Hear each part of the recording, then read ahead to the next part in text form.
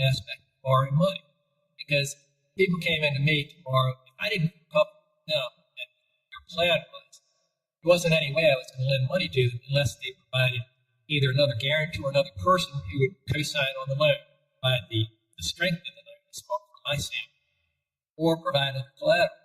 So be confident about what you want to do. Do your homework. I mean, it's going to take a lot longer than you might expect for you to be comfortable in venturing out and starting a new business.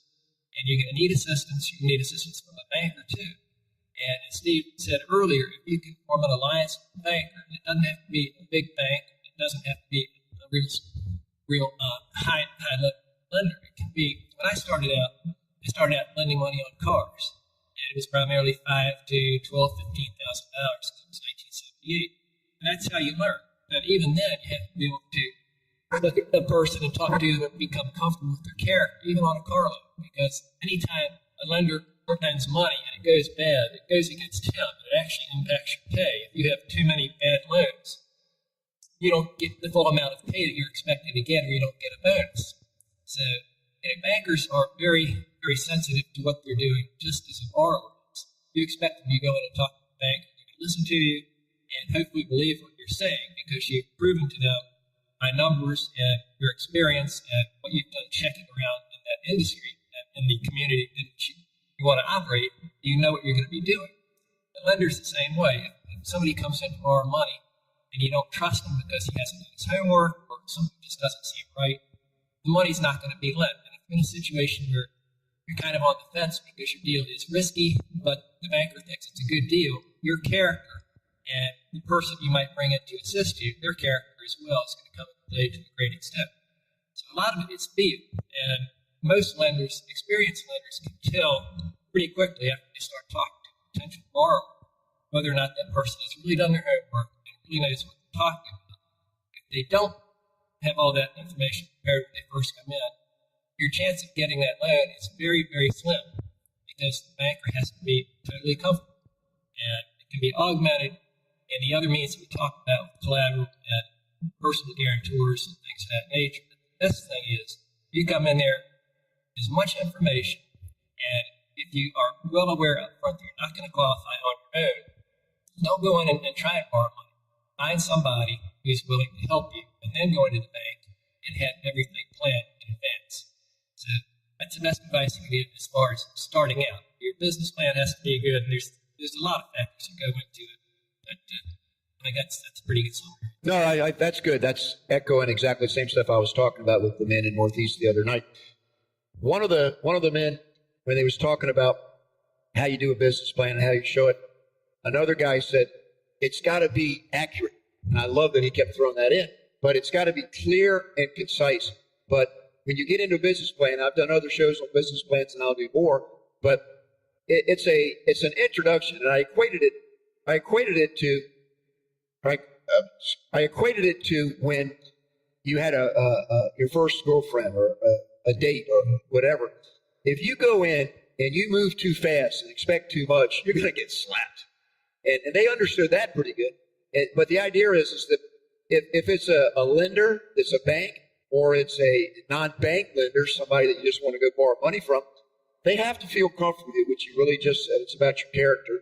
And the idea there, though, is that you want to be able to give them a solid introduction that will give them a chance to respond to you by saying, you know what, I'm interested in what you're talking about. Let's schedule another appointment for tomorrow or next week for an hour. So you want to get started and have them size you up as somebody that they might consider doing business with.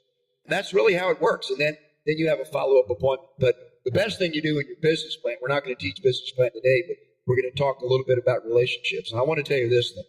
When you go into business for yourself, this is what I said to them is the single most important thing.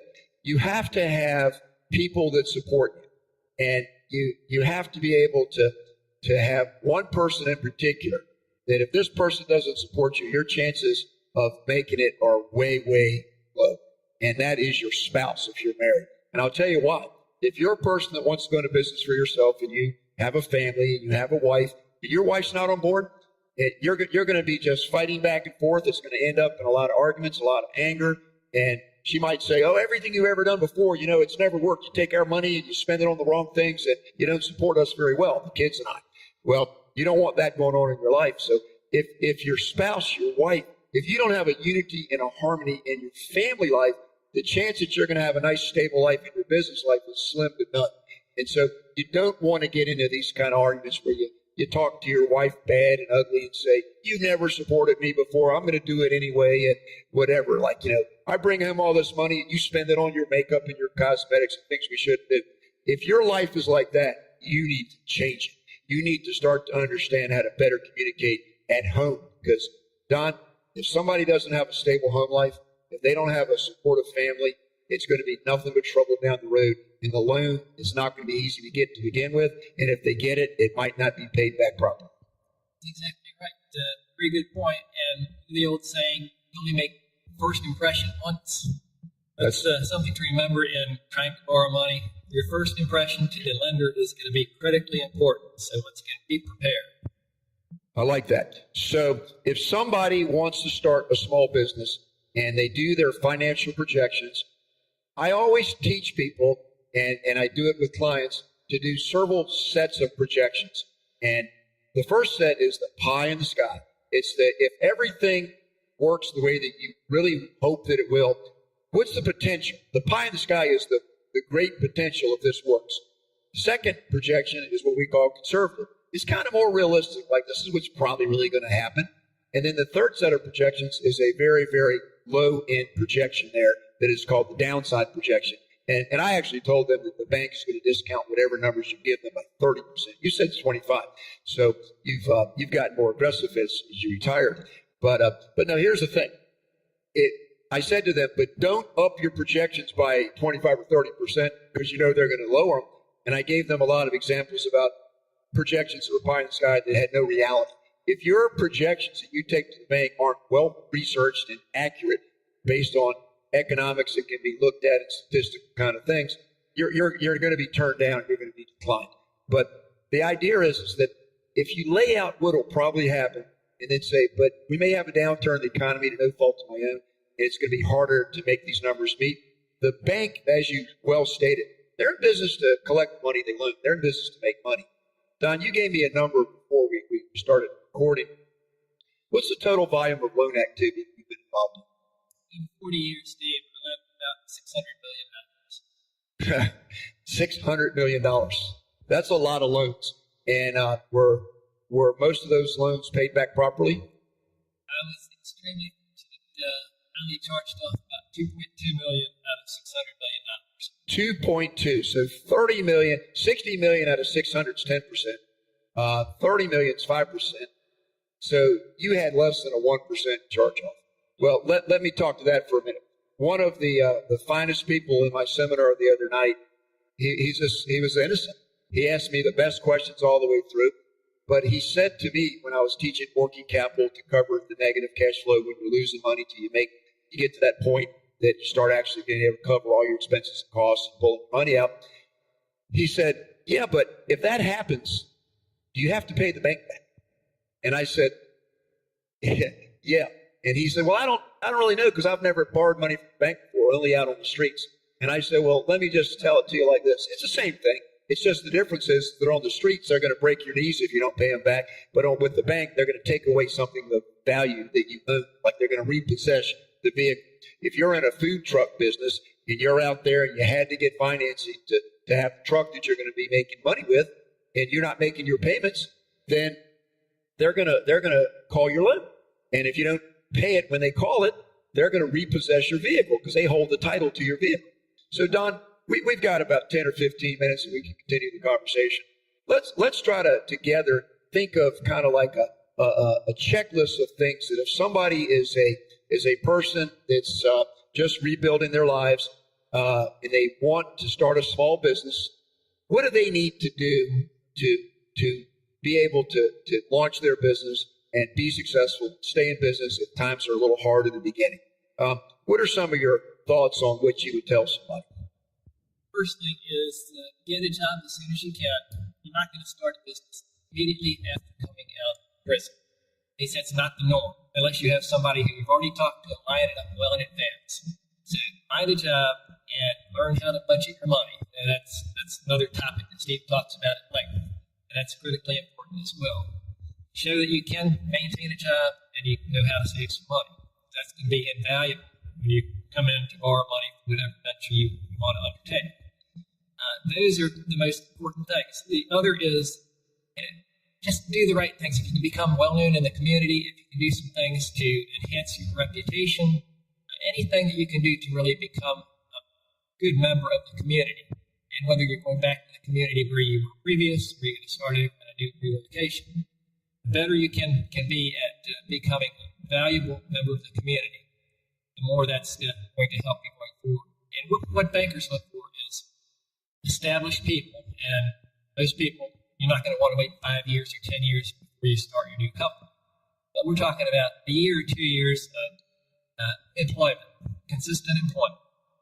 If you have references are very, very important, particularly when you want to borrow money. If somebody comes in and doesn't have the capital or the wherewithal to borrow the money, but yet they have references that can attest to their character and credibility, that can be very meaningful in itself. Bankers will take chances. Lenders will take chances at times, particularly on smaller loans if certain aspects are in place. And once again, the character, if you have references, if you have people that can really come in and talk to the lender in regard to the type of person you are and really vouch for you, that can work as well. If you're going to borrow $10,000 or $15,000, it can be done without collateral. It doesn't happen very often, but if somebody is willing to really vouch for you, not necessarily up front, mandatorily co-sign so you can borrow the money, it can work. I mean, bankers know a lot of people. A friend of mine said he was going to vouch for somebody who just got out of prison. I would certainly, if I was working, I would lend $10,000 or $15,000 because I know that the person vouching for that person probably pay the loan back anyway. So just become established in whatever neighborhood you're going to be in, whatever community, and be consistently strong in what you do. If you get out of jail, get out of prison, and get 5 jobs in the first year, that doesn't really help. Try and find one job, if you can, that will work for you, and do it consistently for a year, 2 years before you plan on trying to start your own business. I echo that completely. I've said this on probably 15 of my shows, but I always talk about you're going to need 2 things to succeed in business. There's 2 others that I'll come after that, though. But first, you've got to have working capital. You've got to have extra money because it's all going to be slower making money than what you expected for the reasons that we've already said. Sales are slower, costs and expenses are higher. So you better have some reserve money to carry you past those first rainy days. And the other thing is you've got to have credit because if you run out of that bit of money, you might do everything right and have a lot of money to cover, but it still might not be enough. So you've got to have, it's kind of like going across a lake or an ocean or something. You get halfway, you still got to go either halfway to finish or halfway to go back. You don't want to get stuck in the middle of no man's land. But you need to have working capital and you need to have credit in case your working capital runs out. And I've given lots of comments in my shows and in my seminars that if you're a person, and this is a lot of people that are incarcerated, they don't have any credit at all, and they don't have anybody whatsoever. I teach that the very best way to establish credit quickly is to have a co-signer, clean everything up, and have somebody willing to risk their good name for you so you can move forward quickly. And most of them say, well, I don't got anybody out there that would co-sign for me.